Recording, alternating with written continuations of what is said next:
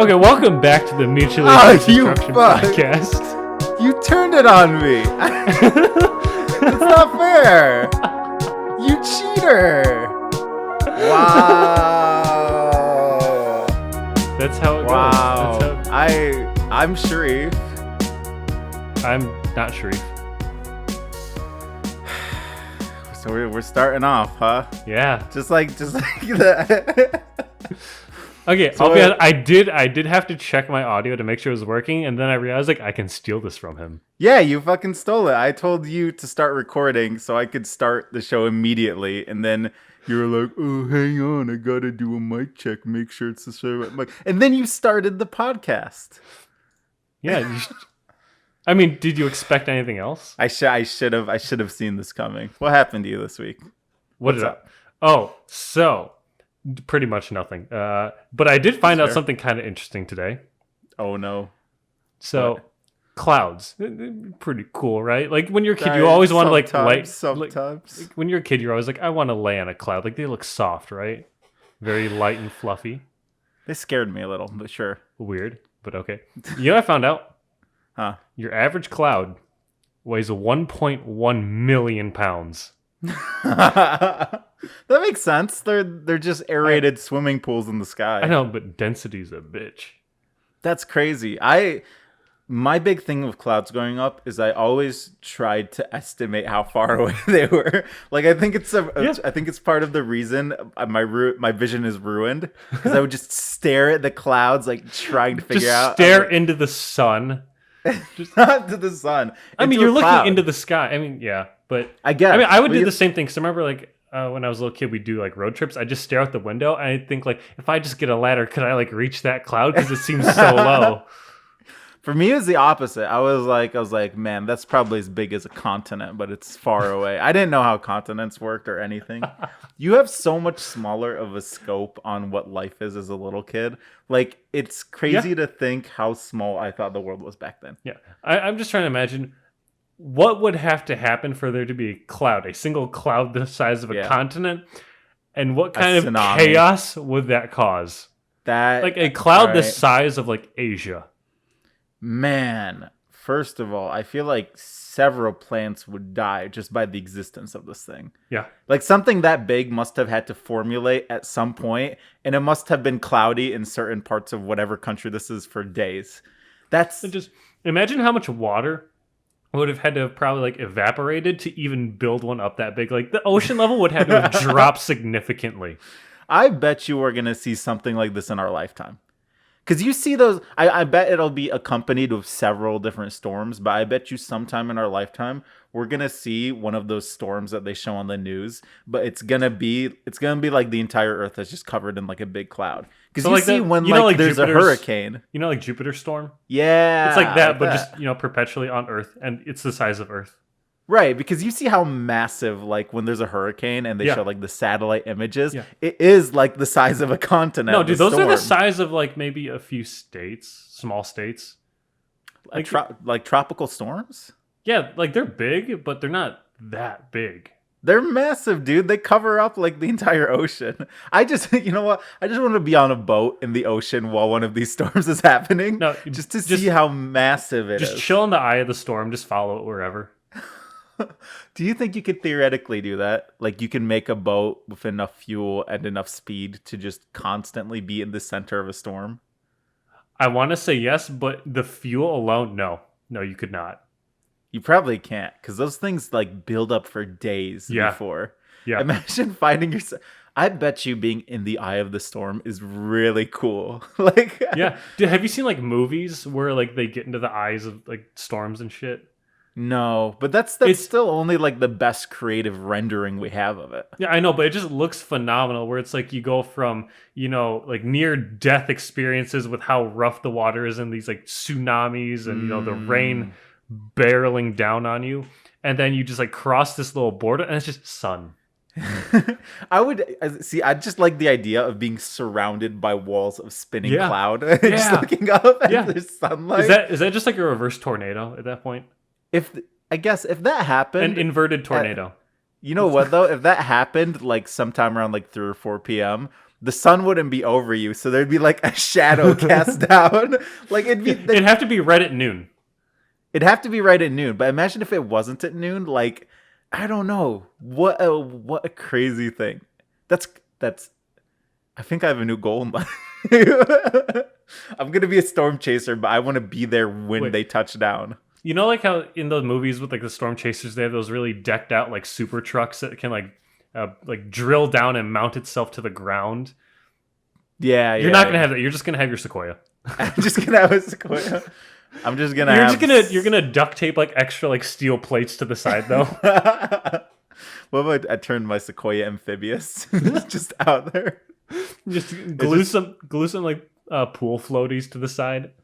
Oh, I'm sad. The Sequoia is officially dying. It's not dead, but it's reached the point to where the repairs to fix it would outweigh the value.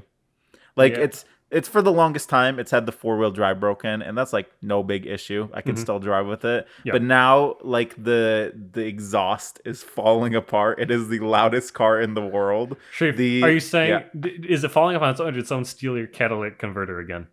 The catalytic converters are gone. They're absolutely gone, which is nice because Massachusetts, if your car's 15 years or older, it doesn't have to meet exhaust guidelines, so that's fine. I don't have my catalytic converters, but where they were patched is now like starting to rust, so like some exhausts coming out, and somewhere up near the engine where the exhaust valves meet the engine itself, there's like a leak, and the whole thing, the exhaust is falling apart. I'd have to replace the exhaust, I'd have to replace the gearbox, I'd have to, the crack down the windshield. Remember the one where I was like, I think it's getting bigger? It's actually getting bigger now. How big is it now? It's still just on the edge of my windshield, but it's halfway down. So like it's because it was like a few months ago, it was a quarter of the way down. It was like a quarter of the way down. It's halfway down. I looked at it the other day. I was like, that's not how that normally is. So there's that. It's just, the weather. You should have done like a growth chart. Like when you have a kid, they're growing. You like mark on the wall, like this date they were this tall. I marked the death of my Sequoia. So it's at 310,000 miles right now, which is pretty crazy for a car. That's sad though, because 10,000 miles ago, which was like a year and a half ago, it was all right. Yeah, and we said we're gonna get it to 400,000. Yeah, you know what? It can for sure make it to 400,000. It's just an issue of I don't have the effort to do it anymore. All right, but Sharif, how many times would you have to drive cross country to San Diego from Boston to get that extra 90,000? That's only 4,000 miles, isn't it? Is it? I think it's only 4,000 miles from San Diego to Boston. Okay, so like 20, 25 times. Only 25, only 25 like week-long road trips. It's not that bad. I you know what? If my life continues if it's round trip, right? Or was it 4,000? Yeah. 8,000 round trips. It's like 10 or 11. Around to 10, yeah, like 10 or 11 trips. I think our biggest underestimation when it came to how long I thought my Sequoia was going to last was I thought I was going to be driving like I normally did, 50 miles to school every day and 50 miles back. Because I was putting 100 miles on it every day. At least. Is that including, driving to like Detroit or like downtown Dearborn, getting food, driving to Tibby's house, or picking up Jason somewhere for some reason, or picking up one of our friends for getting another car crashed? Yeah. I picked up so many people from car crashes in the Sequoia. No, that was all in one semester too, wasn't it? All of it. You picked your up car crash. Yeah, 3 of us within like a semester. From a different car crash. She was in several. I picked her up when she put I'm talking about when she crashed her Focus. No, that wasn't me that picked you. That was late at night. I was already in Ann Arbor by then. Oh, yeah. I don't know who picked you guys up from that, because I was like the only one who wasn't there for that event. I do like how for when my car got totaled, I called you first. Because my dad didn't have his phone on him. I like that you called me before your girlfriend at the time. That was nice. My ex-girlfriend. I said girlfriend at the time. I had to clarify. You had to double clarify. His previous girlfriend, just so we have 3 different ways of saying it. Yeah. No, but I thought that was funny. I was like, nice. And then I got there after this long traffic jam that you created, and you're like, oh, I left. No, I was going to stay there because you're like, oh, I'm 2 minutes away.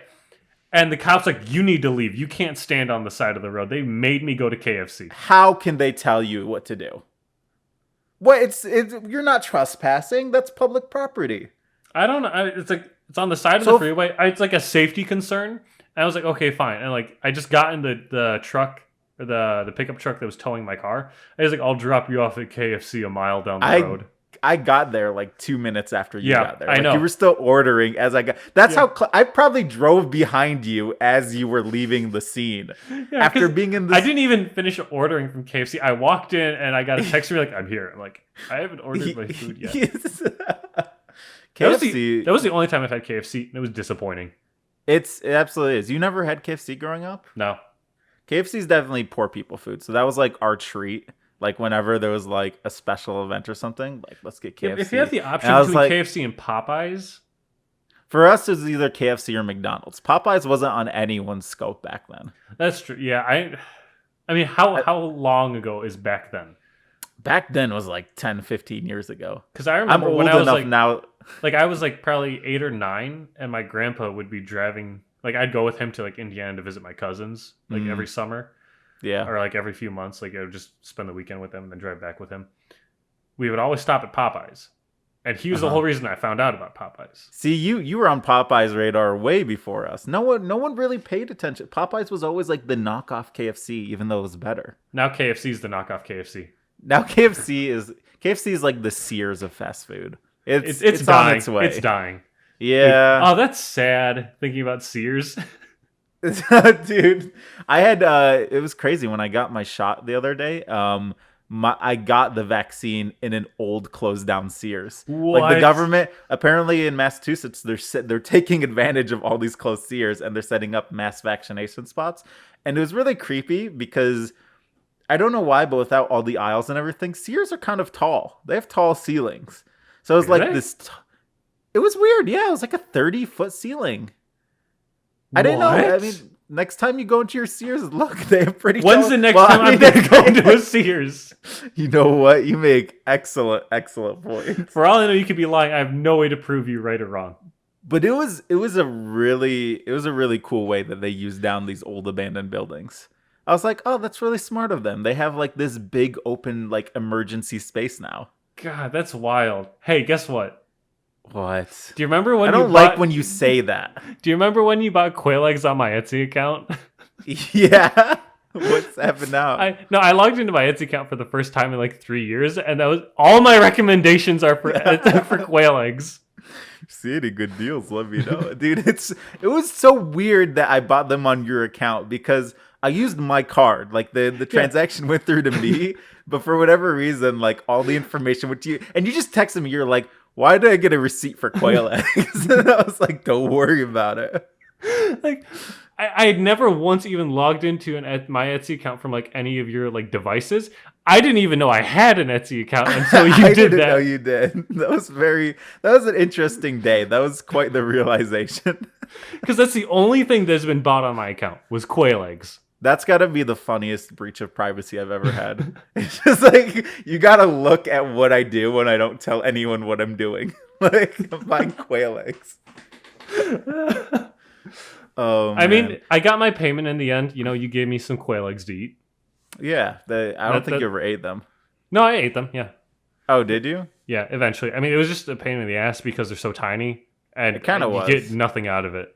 They were really good to. It was a pain in the ass to fry them because it was so little. Yeah. But if you hard boiled them, it was pretty nice because you could squeeze them out of the shell like an egg, and you could just pop them. It was like a lychee but egg.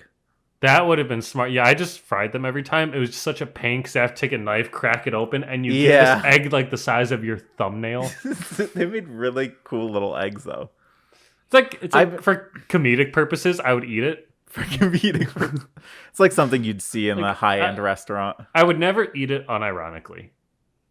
I did, and I see where you're coming from because I eat a good amount of eggs on a daily basis. I had to maybe have like 30 or 40 quail eggs just to have like a normal breakfast. Yeah. I mean, because my parents, they were gone for the whole week, so I had to do my own grocery shopping this week, and I picked up a dozen eggs. Just a dozen eggs. Thought it would last me the week. No. Maybe. It lasted me 3 days. Yeah. For me, it would have less than one. You're But we disgusting. don't- How we much? don't How much talk about olive it. oil do you need in a day? Huh? Like a gallon? I ran out of like a quart of olive oil in my first month living alone. I've had to buy bigger olive oil. I'm kind of an olive oil snob. Like the place we went didn't have good olive oil, so I had the olive oil begrudgingly every time. And now I went down to a Whole Foods and got like real olive oil from Tunisia, and I'm like, this'll do. This'll do. I'm just imagining you doing like instead of like wine and cheese tasting, it's just olive oil tasting. I bet you I could tell the differences. Yeah, I bet but you. like not like like an actual like tasting where you go out and do it. Where it's just in your home, you invite people over, you're pouring glasses of olive oil. That sounds like a reasonably fun night. Why wouldn't you? But you can't swallow it. You have to spit it out. Absolutely not. You don't waste olive oil like that.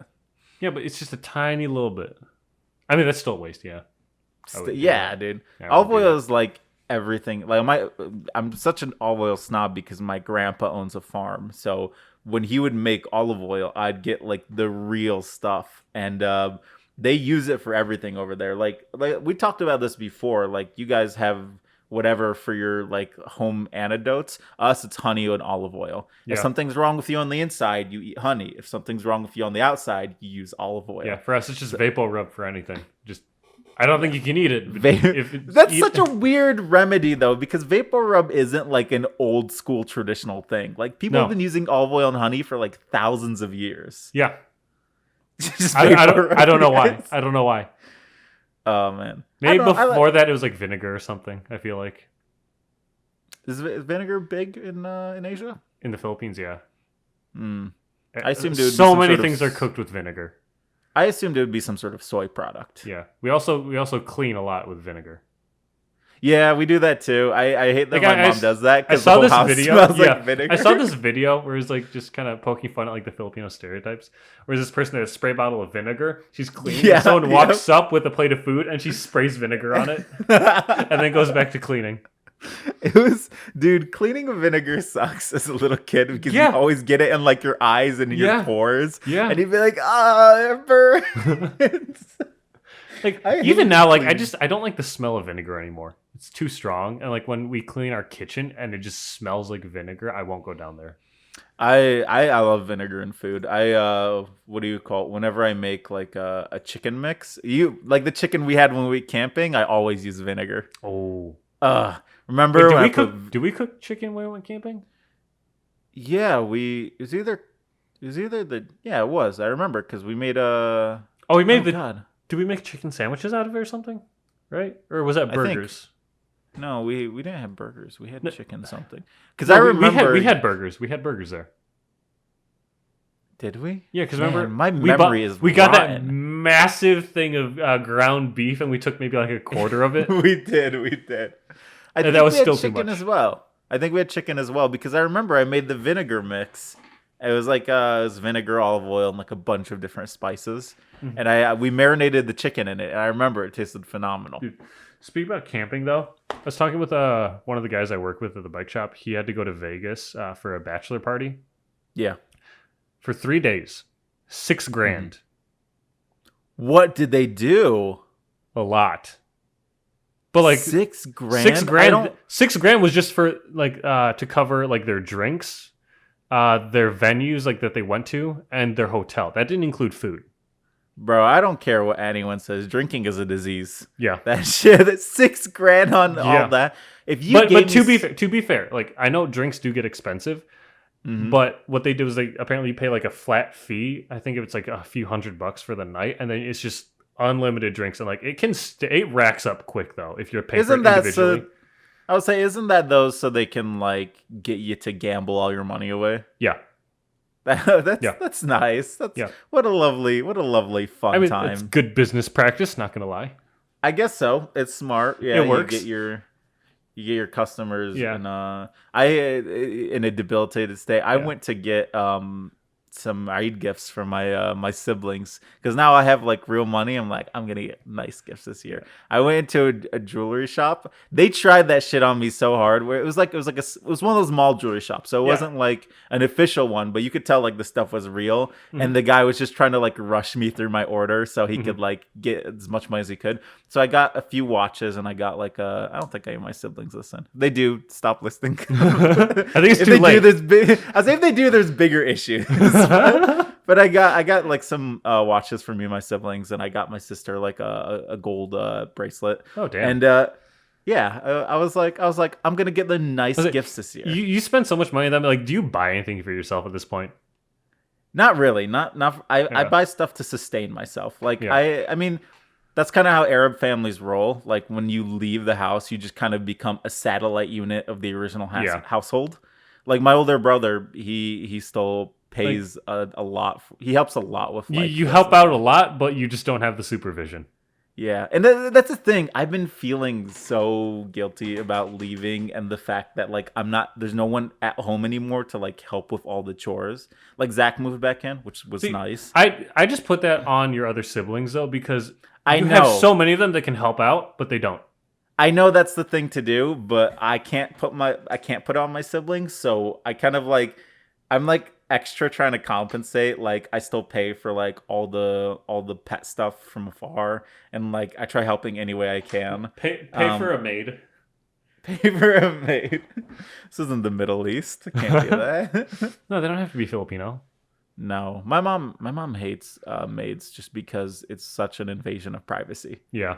It's like this person, because usually maids aren't like anyone you know, because that would be awkward. Yeah. But at the same time, it's like that's like one of the big reasons we never used contractors growing up, is my mom didn't want people in our business. It's just weird to have like anyone in your house for an extended period of time. Yeah. Oh, so we got completely off topic like we always do. Yeah. But I said, speaking about camping, and then I talked about Vegas, then we got really derailed. Where I was going with this, I was thinking about it. I was talking with that guy that went to Vegas for his bachelor party. I'm like, what would you do for like your bachelor party? Or like, what would you? He's like, for me? No, and I was thinking. Oof, all right, go on. And we were just talking like, I just want to go camping in the middle of buttfuck nowhere for like a week with like four guys. Lake Craig. Just nothing but just that. Maybe bring a few board games and just be stupid for like a Lake week Craig in the middle of sits nowhere. On my mind like a ghost from the past. Like, all I can think of is this place I never met. Like when we were looking for camping spots, I was like, what's the most remote thing we could do? In the Upper Peninsula, there's this place called Lake Craig, and it's like, this is what was it? It was like an hour drive away from like the nearest utilities. Yeah. Like there's not even water there. It's just you drive into the middle of nowhere, and there's this old cabin that sits on a lake. Yeah. No water, no electricity, no running water, nothing. It's just a wooden shack. Just a wooden shack, like a mile away from the nearest utility or highway. And I'm like, why can't we? I regret so bad not going to Lake Craig. See, that wasn't our decision to not go though. No, it wasn't. It wasn't. But still, at the same time, like. See, but the thing is, Tibby, she said she wanted to go somewhere with like running water and electricity. I was like, fine, then it's your trip. But imagine if we went there, how much of a hard time her and like Diana and everyone else would have had. They would have struggled. Because it was already a hard time for them when we went to. We put up like this big ass tent and this like overhang where we had all our food and all that. And they're like, we're going to race you guys. And they had like this Coleman pre-did tent that you just essentially unfold and it pops up. And they're like, we beat you. And we're like, this is a 20-step tent. It is not the same. Like that was... Dude, that whole trip, that was fun. But I'm still pissed off because they ruined our fudge. They ruined it. They put it in water. Fudge. We put it in the cooler to keep it cold because it was in the middle of summer. Mm-hmm. And I can't remember who we asked. We're like, hey, can one of you guys like go get more ice to refill the cooler? It's like, yeah, we'll do it. Like 2 days later, we're like, they didn't do it. Yeah. And then our fudge was just drowning in the bottom of the cooler. They listen to this podcast. I just want you guys to know we'll never forgive you for ruining our fudge. We'll never forgive you. No. It was cheap fudge. I don't know why the UP brags about their fudge so bad. It's not good fudge. It's okay. It's like you get the fudge because that's what you do when you're in the UP. You get fudge. Yeah. I mean, it's but like it's good fudge. It's good, but like there's definitely better places to get fudge. Definitely better fudge. In terms of from Michigan though, it's probably one of the best. From Michigan, but if you get like a good European fudge, like exactly. Ooh, it hits so bad. Chocolate and like, anything like candy or like confectionery from Europe, so much better than here. Yeah. Did we talk about that? Can we call this episode the Fudge Murderers? The Fudge Murderers? We'll figure it out. Did we talk about, was it on here that we talked about why fudge tastes so gross to European people? Maybe. Because I know we talked about it. If we talked about it, it would have been in our the last episode that we recorded that got the one that we corrupted. Scrapped because the audio was all screwy. Yeah, unfortunate. Has it? We'll record something like that. But I'll say that's weird now because there's this weird gap in my memory. I don't remember any of our podcasts anyways, like the minute, which is really nice because as I'm editing them, like an hour after we do it, I'm like, this is really funny. Yeah, it's good because like I'll go back and re-listen to it thinking like I know what we're going to talk about. I'm like, wait, we said what? I have that experience where I'm like, I can't believe we said that. But at the same time, every time you say something, I respond to my like, would have been funny if I said this. And then I say it and I'm like, oh, this guy knows everything. But no, it's so there's this weird gap in my memory now because I don't know what we did or didn't talk about. And I don't care because this has so little structure as a podcast anyways. And this one's going to sound so much worse because I'm fasting this month. So I already can feel the cotton mouth building up in my mouth, and I bet you the audio on my mic is gonna be real smacky. just because like my mouth is so dry right now. Mm-hmm. Dude, my allergies have been horrible the last week. I don't know about you since you're out in Boston. I've never had allergies. Oh, you don't get seasonal allergies? No. I guess that's the trade-off for being colorblind. So I think I'm always in a state of low, so it doesn't matter. Like I don't get seasonal allergies. I don't have seasonal depression like a lot of people do. Like seasons are such a it's not seasonal depression, it's year-round depression. It's year-round. I'm always in a constant zero state. But no, like I went to work the other day, last week, and my allergies were really bad, and every like 2 minutes at work I would just sneeze. Again, that sounds gross. And again for 10 hours. I don't wearing a mask. Oh no! I wish you didn't add that last part.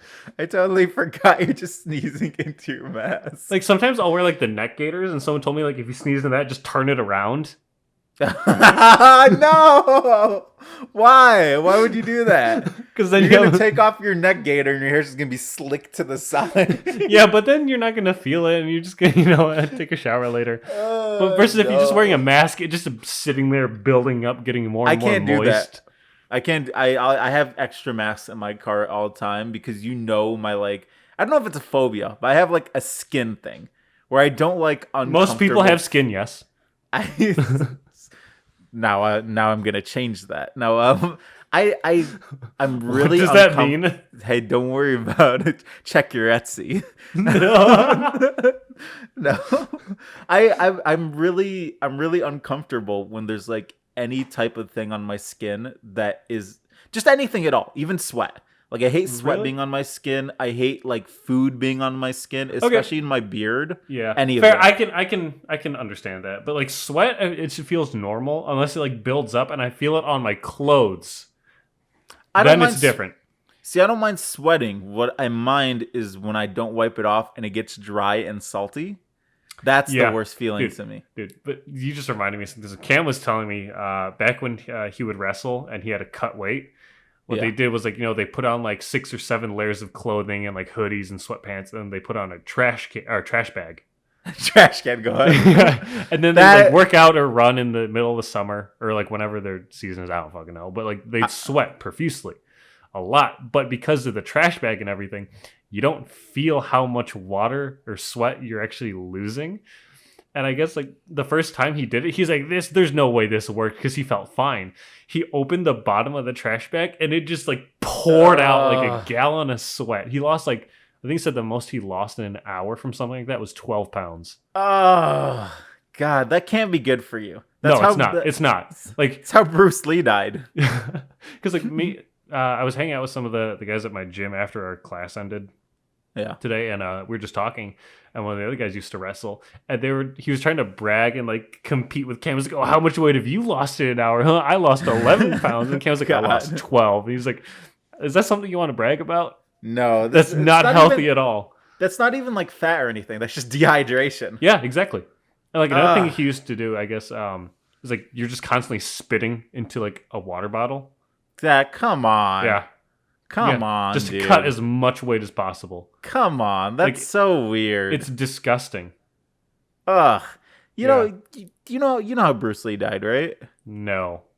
He wanted to. He died of heat stroke because he thought that sweating from your arm. I guess it was like a cultural thing back then. Yeah. He thought sweating from your armpits didn't look good in his like movies, so he had his sweat glands removed. Yeah, I've heard. I didn't know a gland is something you can remove. Yeah. Yeah. Once again, we can play later. Sharif figures out anatomy, but I assumed sweat glands were something that were like built into your skin. I didn't know that's something. I figured it's not an easy process to remove it, but yeah, you can remove it.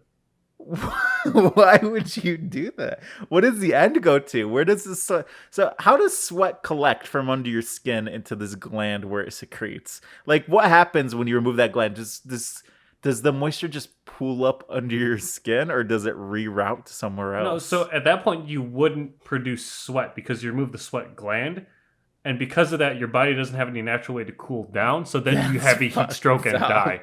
That's fucked up, dude. Yeah. What a messed up way to go. Today on Josh Teaches Sharif Biology. we should have like someone who does a degree in biology come in here, straight up biology, and just like quiz me on the basics of life. No, can it be like someone with like their PhD in biology or like neuroscience or something, and we just talk to them and they fact check us on everything we say? They have to fact check me on everything I said. Dude, honestly, talking to you about anatomy and biology is the most infuriating thing because you're so dense where you won't listen to what I say. Like, no, I know I'm wrong, but I'm going to keep saying it. Like, I have this image in my head of what people look like under their skin, and that's all I want to believe. Do you think the heart is shaped like an actual heart? No, I know that much. I know it's got 3 tubey things that go out to the rest of your body. I know like the basics of that. There's stuff like I don't know where your ribs end. Like I know that what? I know that. I know in the front they like taper off. I don't know where they go when they go back. Like where do ribs go? I can feel them up to a certain point and then they're just gone. I don't want to I don't want to explain this. I don't want to explain this. It's a new children's book. It's the sequel to Where Do the Wild Things Go? It's Where Do the Ribs Go? Like I have no concept of where ribs end. Have you never seen a picture of the human skeleton? I'm sure I have, but I can't visualize it right now. It's one of those things like we discussed earlier, nudity blinders. I kind of look at the overall of the skeleton. Yeah. Fair. And I don't pay attention to any of like. Here's the thing, though. The bottom's ribs, they float. They attach to your spine. But then that's what I mean. They float. They don't attach to your sternum or anything in the front. They're just floating. They don't attach to anything. So they're ribs, They're attached in the back to your spine. So your ribs attached somewhere in the front. The top set attaches to your sternum. No, the top part of your ribs attached to your sternum. The bottom ones float. And sternum's a bone or cartilage? It's a bone. It's a bone. Okay. Is that the same as the breastplate? A breastplate is a type of armor, Sharif. Shut the fuck up. Like, what's the thing that stops your heart from being all squishy? The thing that's in front of your chest. What's this? What's this right here? What's that? What? It can't just be muscle. What's that hard surface underneath your chest muscles? Your ribs? Is that those ribs? Those ribs go that high up? What? Sharif, what? How high do ribs go? Dude, they go all the way up to the top to your clavicles. Are collarbones ribs? No. No. What a mess. I want to draw out what I think you're talking about just so we can see if we're on the same page. No, I want you to draw what you think the human skeleton looks like. And I want to see it, and I'm going to frame it and then put it next to an actual depiction of the human skeleton. I have arms and legs down to a T. I know where your arm. I know what those bones look like, but I just want to point out. You know, you have 2 bones in your forearm, right? I know that much. Okay, you can kind of feel them where they connect to your wrist. I know that much because I know what like a chicken wing looks like, but like the only anatomy I know is like from butchering chickens. That's a very different anatomy than chickens. I would say chickens don't have ribs going all the way up. They don't really have a rib cage. They just have like this Sharif, hard piece of. You mean to tell me you've been comparing human anatomy to chicken anatomy? It's the closest I have. I've never dissected anything. Aside from you missed out, dude. Dissecting stuff was the best part. I of, like, got so classes. mad because I purposely paired myself with the girl who was like afraid of dissecting stuff, and when she figured out that's why I paired myself with her so I could like do all the work, she was like, "I'm gonna do all the work," and I was like, "That's not fair." And she's like, "What are you gonna take the scalpel from me?" And she's just so annoying just for being just to be annoying. Like she literally was scared. This is a lot of it. anger for something that happened like 8 years ago. I hold on to everything. Like I may forgive, but I never. Was this forget. like what, sophomore and junior year of high school? This was freshman year of high school. Freshman year of high school, yeah. So the last time I took a biology class, which was when was that? That would have been 2011. It would have been 10 years ago now. Yes, I haven't taken any follow-up biology classes in the last 10 years. That may have been the first and last. I don't know what biology training I had before then. I don't know like what like science was in middle school and junior high, because like you just learn random facts. Yeah, like I don't remember there ever being any structure to it. It was mostly physics. No, I think mine was mostly biology and chemistry, but it was like it was like a mishmash of like a bunch of different things. Because I strictly remember in 7th grade spending like 3 months learning what mitosis is. Your toasts are on your feet. I don't know how else I can explain it. Shut the fuck up. I don't know. Is my mitosis? That's cell division. The cell. Okay, I was gonna say the absorption of energy, but I guess I'm wrong. That is not even close. I don't know, dude. I know a lot of things. And this science, when it comes to anatomy and biology and like physical beings, I have nothing. I have nothing in that category. If the last 10 minutes has proven anything, it's that. I am the true definition of a STEM lord. I know computers better than I know humans. Dude, you know STEM encompasses like biology, right? Not my division of it. I can tell you that much. We did. How much biology do you think went to electrical engineering? At least 2. At least 0. I can tell you that much for sure. We didn't take a single anatomy, biology, whatever class. All we had was chemistry and physics. Yeah. Dude, you know what? I always forget this.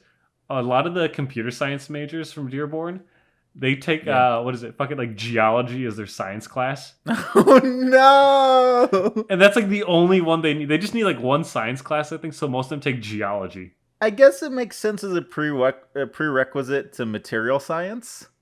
Because like material science is relevant for computer engineers. You need to know the physical properties of semiconductors. Yeah. There's a very big difference between geology and material science. What geology...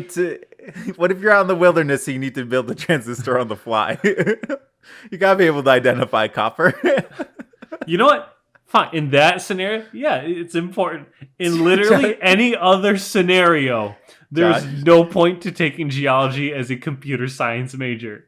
How long do you... I have an idea for a new game show.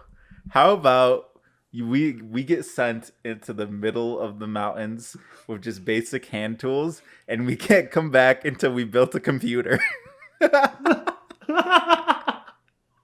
We have to go through like how good of a computer do we need to make? A basic computer, nothing like you could find in the early like 1700s. I'm going to tell you right now, it's going to be purely mechanical. I think we could do electrical. For sure, I could cover the electrical aspect. Yeah, you could, but I don't understand how that works, so I'd make a purely mechanical computer. No, you could do the mechanics of it. If you were to give me... There's going to be physical switches that are going up and down and switching. Yes, absolutely. If you gave me... I don't know where... We better brush up on our redstone, Sharif. If I could find the right... So a transistor is made up of P and P, and the P is phosphorus. I don't remember what the N is, but the other P is also phosphorus.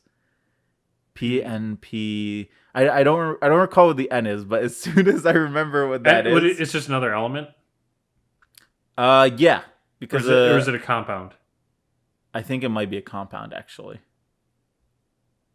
Because a transistor is a basic electric magnetic switch. Yeah, I could if you gave me if all we'd have to do is find copper and magnetic material, and I could probably build a computer.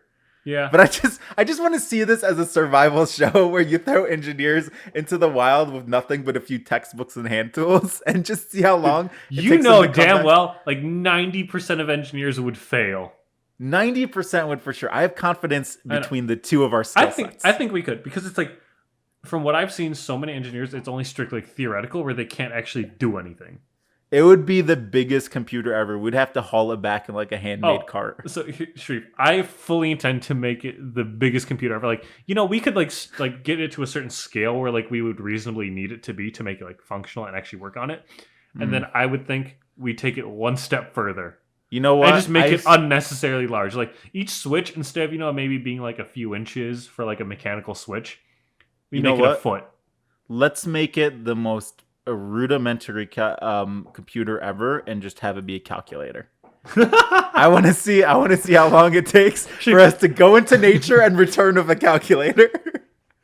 That's all I want. We come back and we just spell out boobies. Boobies. Behold, we're just punching giant numbers.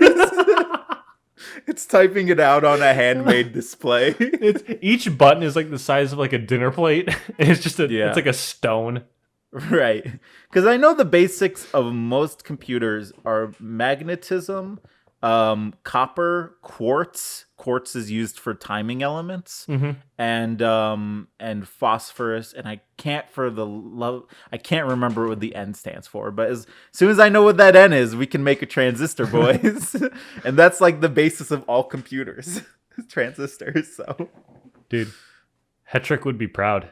I think we can do this. I think we can make this. Do you think Hetrick could retroactively give us an A in physics too if we did that? Give us an A. I think so. Do you think the show would ever have a conclusion? Do you think it'd be like a 30-season show of just us in the woods? No, like I'm imagining it's like one of those like one season is gonna be like a full year, and it's like, oh no, you have multiple teams, and every week whoever has the least progress gets kicked off. I don't. See, that adds stress to it. I just kind of want to see the process. Like, I just want to see how long it would take for us to go into the woods, equipped with like nothing but a knife, some hand tools, a few textbooks, and like survive while we try to build a calculator so we can leave. This is like Man vs. Wild, but stupid. Man vs. Wild, but fucking cool. How Man cool versus would that Wild be? versus technology. Versus technology. How long do you think it would take you to do that? If it was me and you? I'd say a few months. I think we could do it in a year. I think I'm shooting for maybe around like 7 or 8 months. We would have to. Well, I think what you're underestimating is we would have to do material. mining. Yeah, material collection would definitely take the longest time, I think, Yeah. and actually like purifying elements. And I say the mountains because if we can find gold, we're in fucking luck. Gold is it's not essential, but throw us in like the Smoky Mountains, and like we're gonna stumble upon like one of those like lost treasures that's like sitting up there or something. And it's like all the gold, we take it and melt it down into transistors. We're gonna stumble across a treasure, and we're gonna shove it to the side and be like, "Look there, copper. Collect it. We can refine it." There's going to be narrators like, little did Sharif and Josh know, they just pushed aside a 20-ton thing of gold. Little did they know, they just discovered this ancient treasure that's been hidden from the world for 10,000 years. I clean off dude, Chris. There's actually, like, I can't remember the guy's name, but he hid his whole fortune in gold somewhere in the Smoky Mountains, I think. It's Gold And there's Rogers. been- You're thinking of One Piece. Shut up. No. He And had everything he had in One Piece. He left clues as to like where it is, and no one has been able to figure it out. I know about that. It wasn't that long ago. It was pretty recently. It was pretty recently. I would say it was some rich guy who just did it because he loved treasure hunts. Yeah. That's pretty cool. That's some cool old man of no prospects thing to do. It's like yeah, I'll just build a treasure hunt.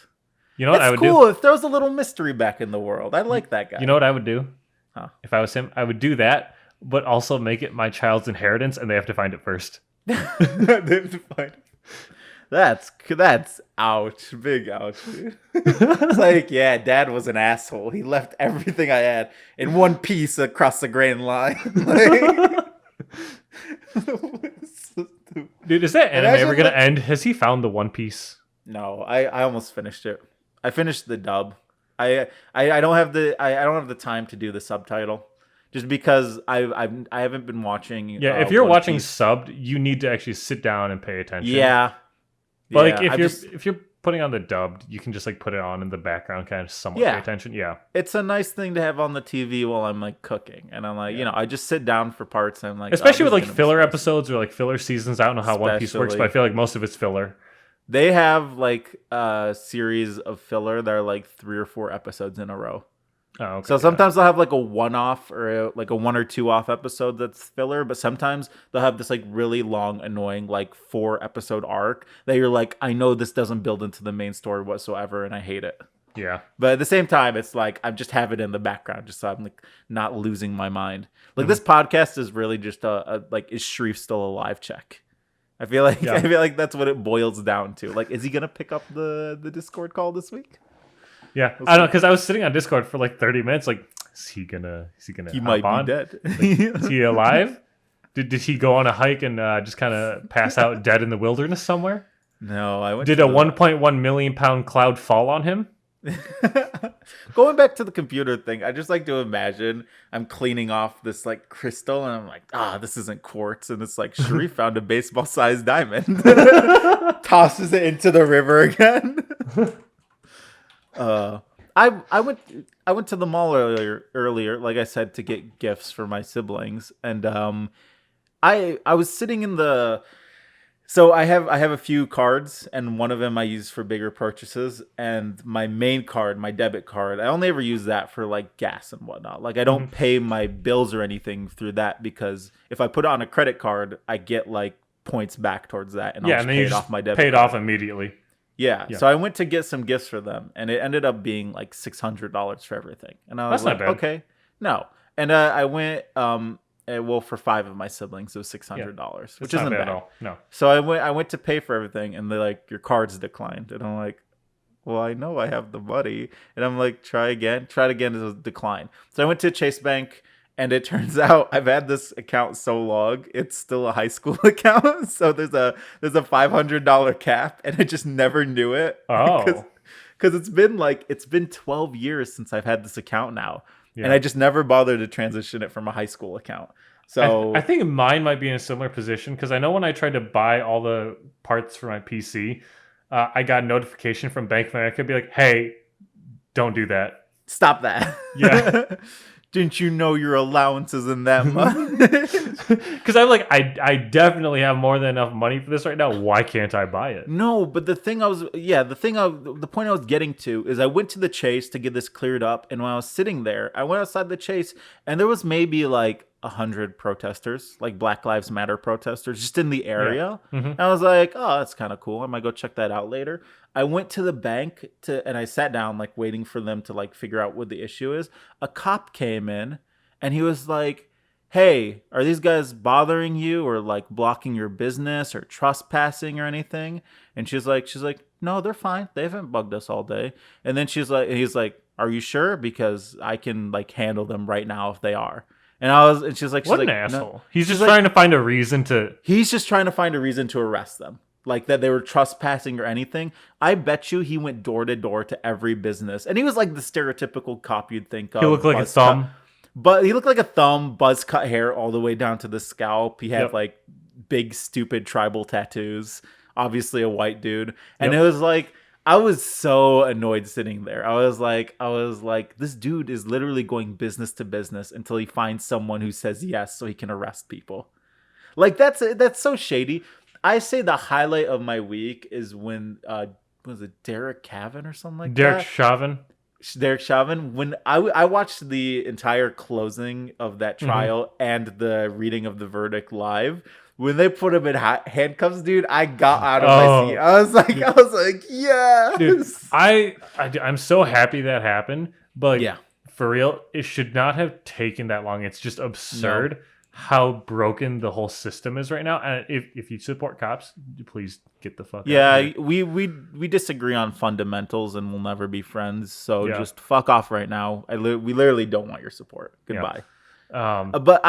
Dude, it made me so happy seeing that verdict. And but I went through and I was like reading, different comments, because like I like to get pissed off online a lot of the time. So like I went through and read like certain people's like comments on like posts about people like saying like, thank God like he got arrested. It's like the things people are saying. I'm like, do you have a brain cell? Yeah. Because it's like how many medical professionals did they have on that trial say that he was killed by being choked to death, essentially? Well, did you watch the closing arguments? No. The entire I heard they tried to bring in like real weird fucking arguments.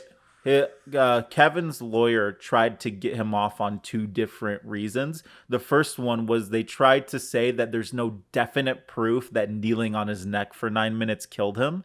Like did you not hear the like 20 medical professionals that said otherwise? But here's the thing. The medical professionals all said that they were certain within reason that him kneeling on his neck is what killed him. But that's the thing. Because they had to, from a medical standpoint, say within reason, he tried arguing that there was still a shadow of a doubt that it couldn't have been him kneeling on his neck. That's like when hand sanitizer says 99.9% of germs. It's like... Essentially. It's like they have to put it for like legal purposes. But they have to. Because there's always element X that can be unpredictable. But if you kneel on anyone's neck until they pass out and then stand there for another 4 or 5 minutes, they're gonna die. And it's crazy because it was that they tried arguing, and the lawyer also tried arguing that there was no what's the thing?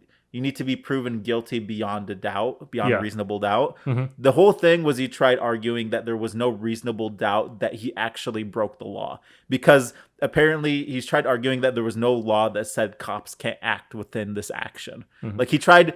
I don't know if it was on here that I mentioned it before or if I was just talking to someone else. I may have brought it up with you. I can't remember the full story. I don't remember if it was like a local court case or if it got to the Supreme Court at all, but I remember there was a court decision that said cops legally do not have to protect you.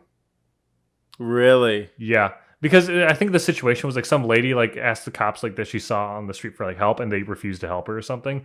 And either like someone got injured or died. And because the court case ruled that cops legally do not have to protect you unless you are in their custody. It's crazy because a lot of states have Good Samaritan laws, which means if you see someone in danger, you legally have to help them out. A regular person, a Samaritan. Mm-hmm. It's crazy that we have to abide by stricter laws than the cops do when it comes to the protection of the public. Dude, it's crazy how McDonald's workers probably get more training than cops. That for sure. As a former McDonald's worker, I can't confirm, and it was very little training. He said, "Don't eat McDonald's. You're not getting what you think you're getting." But that was infuriating. Hearing the way he was trying to argue the case, and literally the entire defense, like the prosecuting attorney in favor of George Floyd, his entire defense is like, vote with your heart. This doesn't seem right. He even made a point of saying that at a certain point in the video, a 9-year-old girl was yelling at the cop, "Get off his neck." Mm-hmm. And he said, when it reaches the point where a 9-year-old has more common sense than a police officer, you have to question if something's wrong with the officer. Mm-hmm. And I suggest that everyone go back and listen to the closing statements of the prosecutor, because it's very elegantly spoken, and it makes you mad, but it also makes you like glad that people were there, that so many people stopped and recorded and tried to like get him off his neck. And after the case finished, knowing the outcome, I don't think if I knew the outcome was that he was found not guilty, I don't think I ever would have been able to see that video again. But after the outcome was read, I went and rewatched the George Floyd video just to kind of see how everything went down. Because after you hear all this testimonial, it gets into your brain a little, and the events become hazy. So I rewatched it, and it's crazy the amount of... It puts it restores a little faith in you, the fact that all these people stopped and tried to help. But it also is very depressing that there were several cops on the scene that almost purposely ignored them. Yeah. And I hope the rest of the cops that were there that were defending him while he was doing it, they're going to be tried pretty soon. I hope they're found guilty on equal charges. Yeah, there be. But dude, I just remembered something. So I can't remember his name. I think he's the Minnesota Attorney General. He's actually an alum from my high school. Oh, is he? So he appointed the prosecutors for the case. So like people were like congratulating him after like the verdict was reached. And I missed it by one day because apparently like it was posted in our high school alumni Facebook page.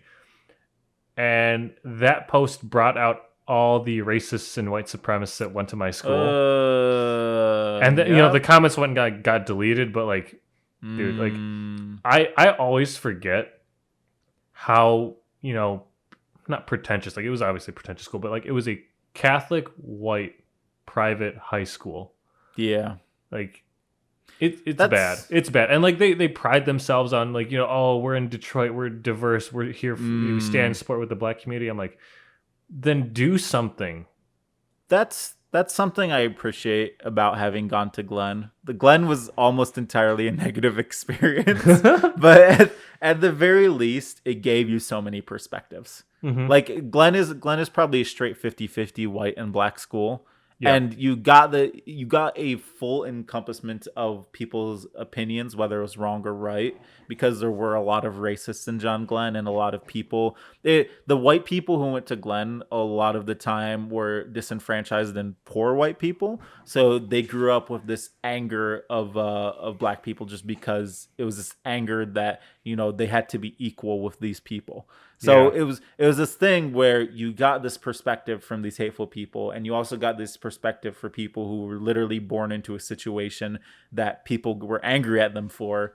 And it just kind of it made for a nice opinionation, and it made for some good thought later in life. Yeah. So there's at least something I'm thankful for Glenn. I know like there's a handful of guys and like some of the teachers from U of D that I'm glad I met, because they're advocates. They try to put in a lot of work here and there, but like I'd say most of the people from my high school are just kind of, they're part of the problem. They're definitely 100% part of the problem. Like the high school as a whole, the institution, 100% part of the problem. Well, everyone was like that at Glenn, shipped out to the military. So yeah, it's like I remember one guy. He went to West Point after he graduated, and he caused some shit on Facebook with one of my friends that posted a comment about John James. And he just tried to get involved. He obviously this kid that went to West Point, he was just your stereotypical like white jarhead, joining the military just to do it. Yep. And he's just trying to get involved in like the black community problems. I'm like, dude, you're white. You don't have any say in this. Yeah. And it just got heated. Like a lot of like old teachers and classmates like went to like defend the other guy. Like, and it was like good to see that. But like the people defending, the racist like jarhead kid, it was like all people from like, you could tell it was like his family, like super like white and like all wearing sports sunglasses. Yep. And then one of the guys I know commented, he's like, let's just not forget that this kid, he literally had his wedding on a plantation. Oh no. Yeah. And it pretty much ended after that, I think. That's dang, I'm sorry him and his sister couldn't get along after the wedding. That must be rough on the family, having to choose a side. Not Uncle Grandpa, how will he decide? God. That's weird. Totally different note. I hate non-self-service pumps. They're everywhere in Massachusetts. They're everywhere. I hate it so much. Where people pump your gas for you?